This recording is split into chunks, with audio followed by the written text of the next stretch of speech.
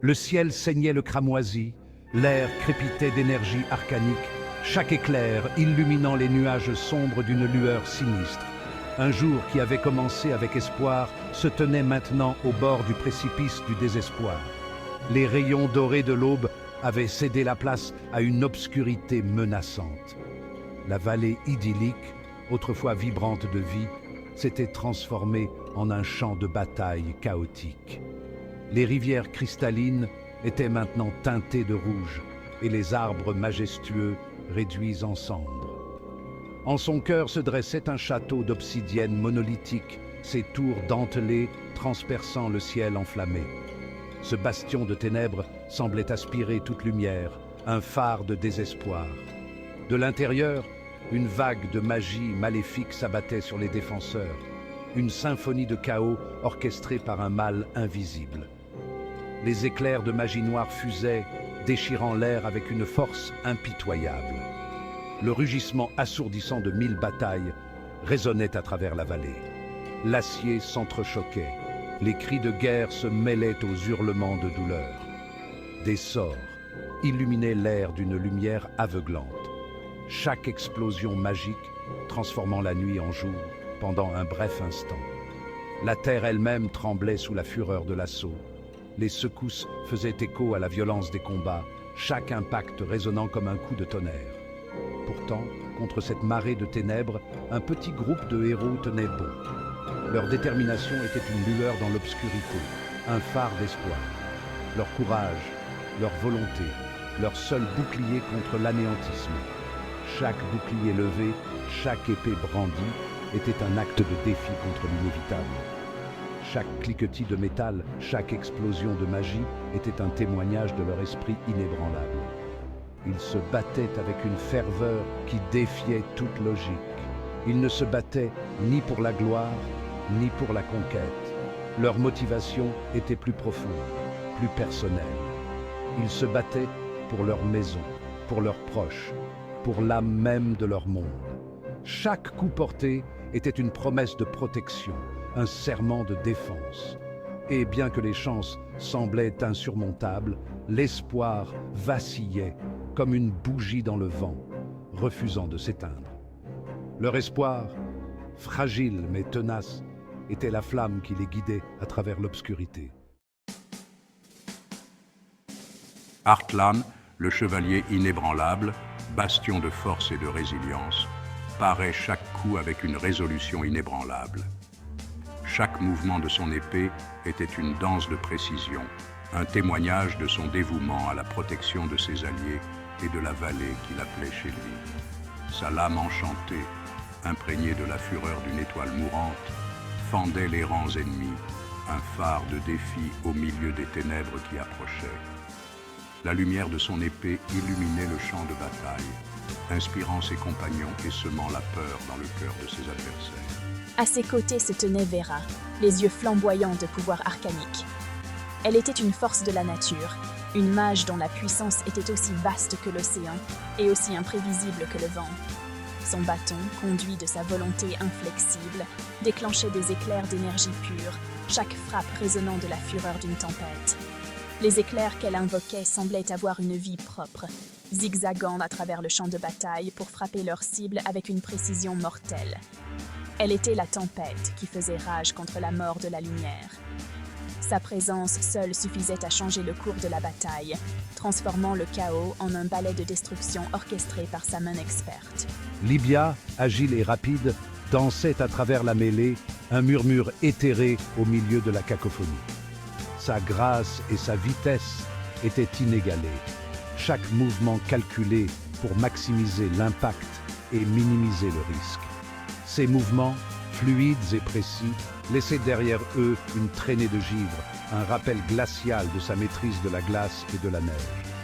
Chaque pas qu'elle faisait semblait refroidir l'air autour d'elle, ralentissant ses ennemis et les rendant vulnérables à ses attaques. Avec chaque ennemi gelé, elle gagnait de précieuses secondes pour ses camarades. Ces moments cruciaux permettaient à ses alliés de se regrouper, de planifier leur prochaine attaque et de maintenir leur position contre les forces adverses. Ils étaient une bande hétéroclite, réunis par le destin et unis par un but commun. Chacun d'eux apportait une compétence unique à l'équipe, créant une synergie qui les rendait presque invincibles. Leurs forces individuelles, affûtées par des années de difficultés et d'entraînement, s'entremêlaient parfaitement sur le champ de bataille. Ils se comprenaient sans mots, chaque geste et chaque regard suffisant pour coordonner leurs actions. Ils étaient une symphonie de destruction, chacun de leurs mouvements témoignant de leur confiance inébranlable les uns envers les autres. Ensemble, ils formaient un rempart contre les ténèbres, une lumière d'espoir pour tous ceux qui les regardaient combattre. Des profondeurs de la forteresse d'obsidienne émergea une nouvelle terreur, un golem monstrueux, les yeux brûlants d'une lumière froide et malveillante. Forgé dans du métal tordu et animé par une magie noire, il dominait le champ de bataille, signe avant-coureur de destruction. Artlan, le visage figé dans une détermination sinistre, se lança tête baissée dans la mêlée. Sa lame rencontra la peau d'obsidienne du golem, l'impact se répercutant dans toute la vallée. Des étincelles pleuvaient dans l'air alors qu'il combattait, avec la fureur d'une bête acculée, chaque coup étant un témoignage de son courage inébranlable. Le golem, cependant, était un ennemi implacable. Ses poings massifs martelèrent le sol, envoyant des tremblements dans les rangs des défenseurs. Artlan, bien que vaillant dans ses efforts, se retrouva surpassé, sa force diminuant sous les assauts incessants. Sentant le danger que courait son camarade, Vera déclencha son sort le plus puissant. Un météore, embrasé par un feu céleste, traversa le ciel, visant le cœur de la construction monstrueuse. L'impact, lorsqu'il se produisit, secoua les fondations même de la vallée. Alors que la poussière retombait, un hoquet collectif s'échappa des lèvres des défenseurs.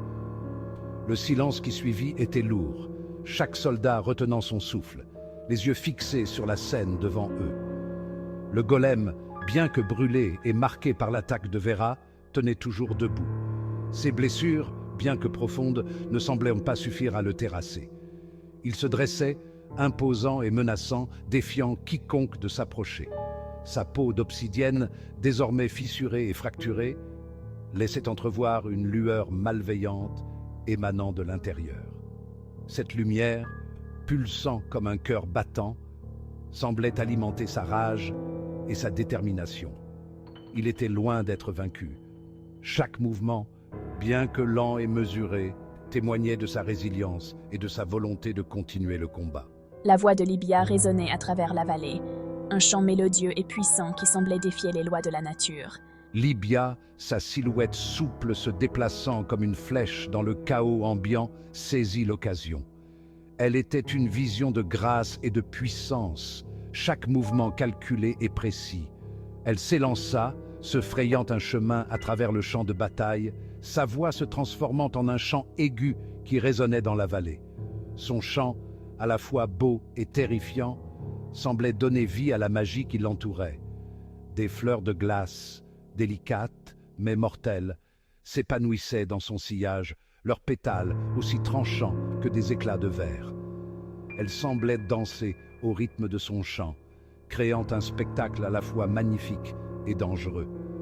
Le golem, ses mouvements entravés par l'attaque de Vera, se retrouva piégé par la magie de Libya. Chaque tentative de se libérer ne faisait que renforcer les liens glacés qui l'enserraient. Les fleurs de glace, s'accrochant à sa peau d'obsidienne, grandirent rapidement, leur vrille glaciale se frayant un chemin dans les fissures et les fractures créées par l'assaut d'Artlan. La magie de Libya semblait se nourrir de la force du golem, transformant sa puissance en une prison de glace.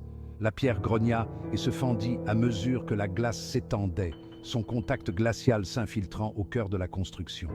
Chaque craquement résonnait comme un glas, annonçant la chute imminente du géant de pierre. Le golem, ses mouvements devenant lents, rugit de frustration, sa voix rauque et gutturale faisant frissonner ceux qui l'entendaient.